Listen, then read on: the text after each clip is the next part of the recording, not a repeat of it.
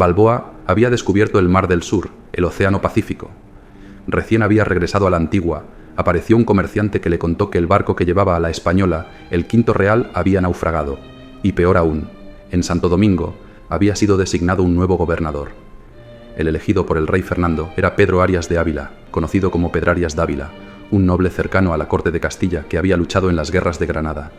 A pesar de que ya era un veterano, el rey Fernando le encargó gobernar el Darién en las Indias, un territorio que ahora tenía otro nombre, Castilla del Oro. Pedrarias era una figura singular. En una ocasión sufrió un desmayo tan profundo durante un banquete que lo dieron por muerto. De hecho, estuvo a punto de ser enterrado vivo, pero un sirviente notó que el ataúd se movía. Desde entonces Pedrarias siempre llevaba consigo un ataúd para recordarlo. Pedrarias, gobernador y capitán general de Castilla del Oro, no iba solo, lo acompañaban un obispo, un tesorero y toda una nueva administración. Partió de Sanlúcar de Barrameda en la primavera de 1514, comandando una flota de 17 barcos y cerca de 2000 hombres.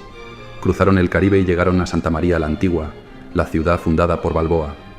Pedrarias, siendo un noble de vieja escuela, hizo una entrada muy formal y ceremonial, montado a caballo y vestido con armadura encabezando una procesión. El evento tomó por sorpresa a Balboa, quien estaba reparando el techo de una choza, y sin tiempo para cambiarse corrió a recibir a la imponente comitiva vestido con una camisa rota y unos pantalones viejos. Pedrarias, quien esperaba encontrar una ciudad próspera, quedó horrorizado al descubrir que no era más que un conjunto de cabañas. En ese momento vivían allí unos 500 españoles y alrededor de 1500 indígenas. Pedrarias desconfiaba profundamente de Balboa. En vez de encontrar la próspera tierra de oro que esperaba, se topó con un mísero asentamiento dirigido por un aventurero de reputación dudosa y que había formado una especie de asamblea en la que participaban tanto españoles como indígenas. Pedrarias inició un juicio de residencia a Balboa, una auditoría rutinaria, y puso al mando a un tal Gaspar de Espinosa, un jurista de dudosa reputación que formaba parte de la expedición. Es importante recordar el nombre de Gaspar de Espinosa, ya que desempeñará un papel clave en eventos futuros. Balboa salió bien parado del juicio. Sin embargo, Pedrarias no quedó satisfecho y prohibió a Balboa realizar más expediciones en busca de riquezas, además de ordenar una investigación secreta sobre él. El secreto no tardó en salir a la luz cuando llegó a oídos del obispo. Este fue el primer gran conflicto entre Pedrarias y Balboa. El segundo problema no tardó en llegar. Pedrarias envió hasta 5 expediciones para buscar oro y someter a los indígenas. Los métodos empleados con los indígenas no fueron nada pacíficos. Balboa, por el contrario, había logrado un equilibrio con las tribus locales. Muchos colonos se habían casado con hijas de caciques, y el propio Balboa vivía con la princesa indígena Anayansi.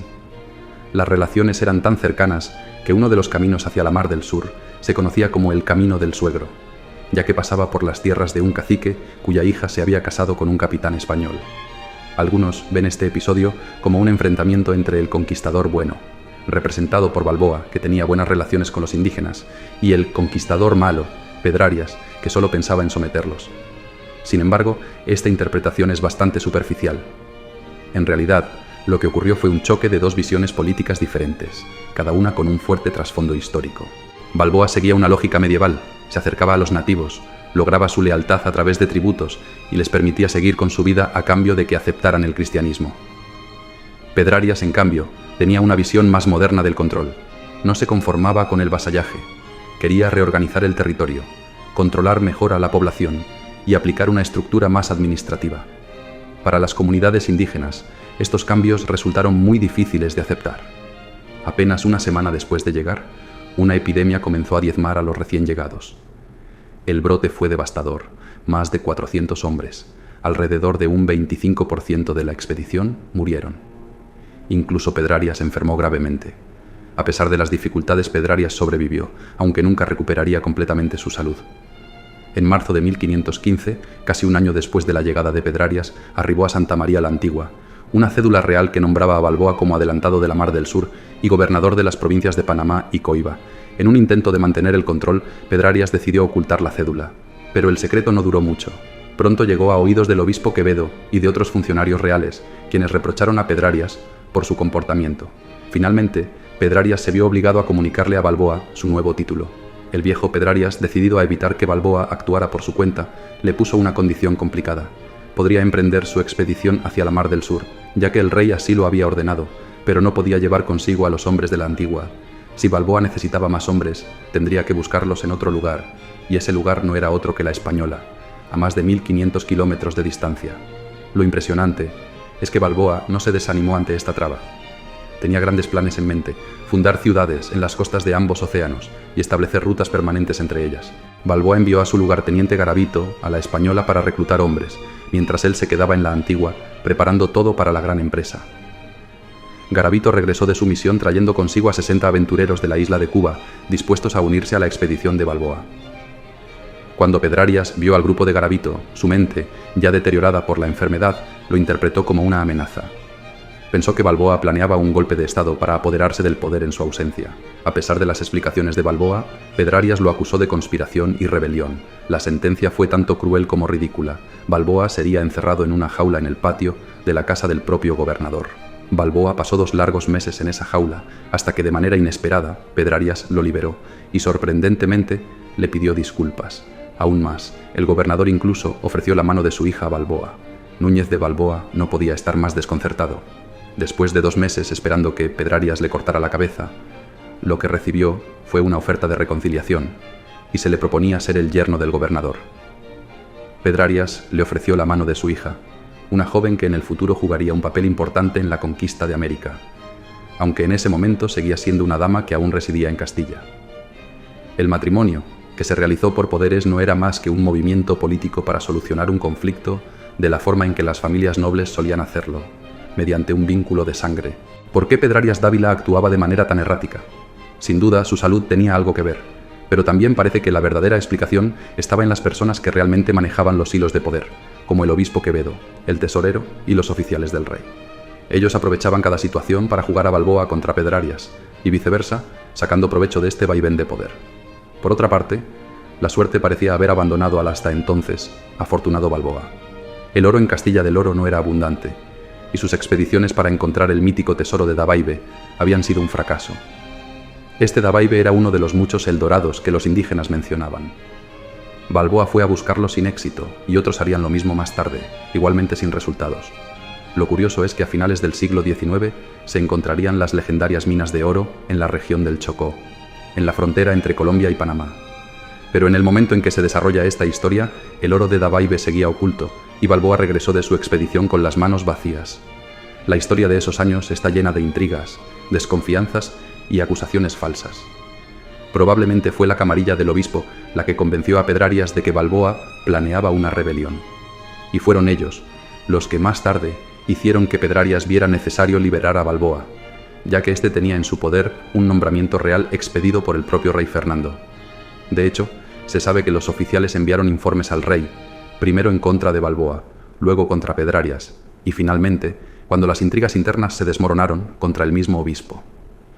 En resumen, lo que ocurrió en el Darién fue un drama cargado de pasiones destructivas que no terminaría nada bien.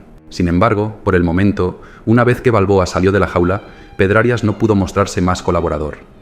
Le dio hombres para su expedición hacia la Mar del Sur, y convocó a los 60 soldados que Garavito había traído de Cuba. Pero Garavito hizo algo más que tendría consecuencias desastrosas. Aprovechando que Balboa estaba encerrado y comprometido con la hija de Pedrarias, intentó seducir a Anayansi, la princesa indígena de Balboa.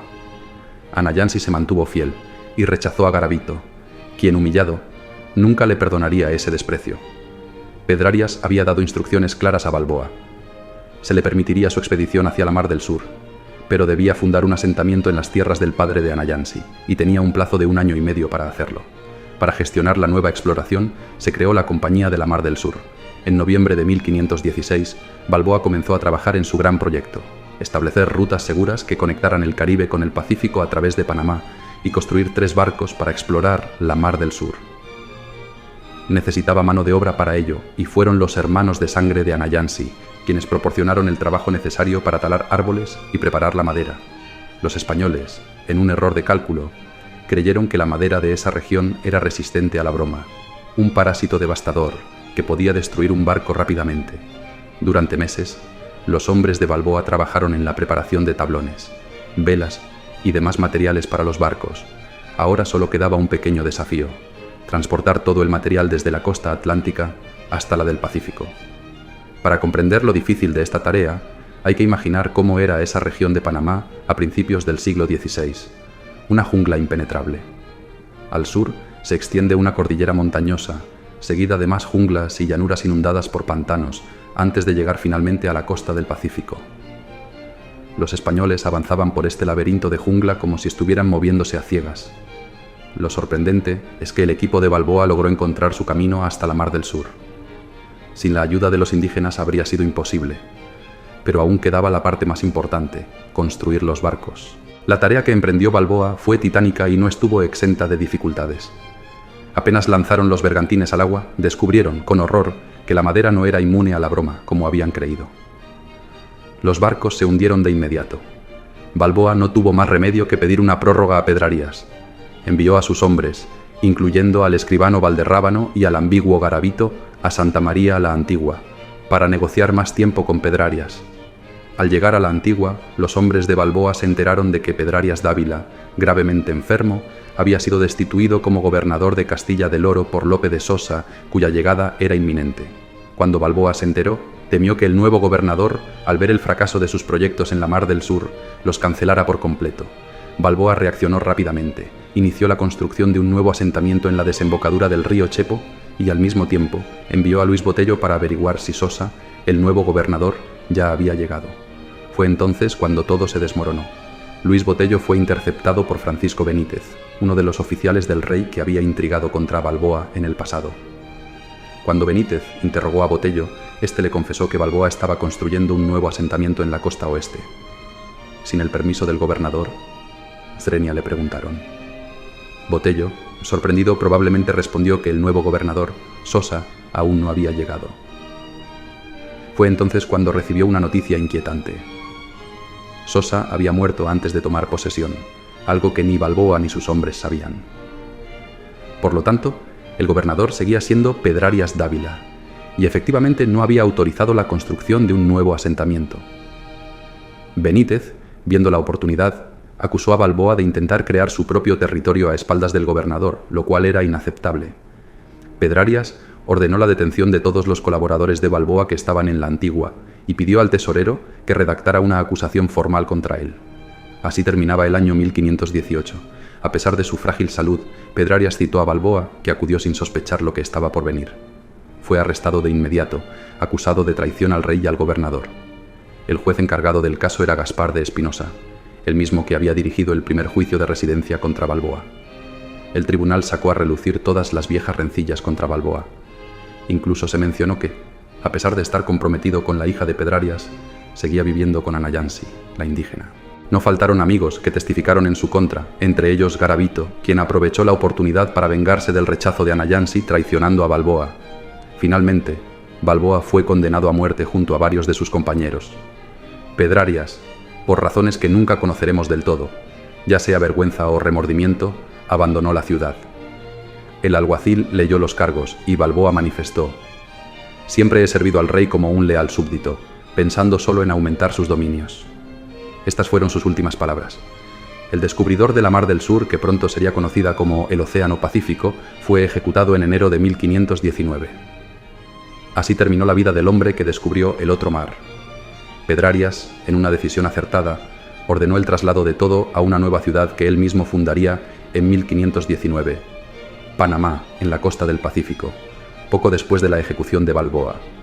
Anayansi, la leal compañera de Balboa, regresó con su gente. En cuanto a Leoncico, el fiel perro de Balboa, fue envenenado, no se sabe por quién. Sin embargo, a Núñez de Balboa le aguardaba un legado glorioso. Había hecho una de las contribuciones más importantes al conocimiento geográfico, la localización del Océano Pacífico. Su nombre ha perdurado en numerosas calles, instituciones públicas, monedas y monumentos. Al final, aunque Pedrarias ganó en su tiempo, el verdadero vencedor de esa guerra personal fue Vasco Núñez de Balboa.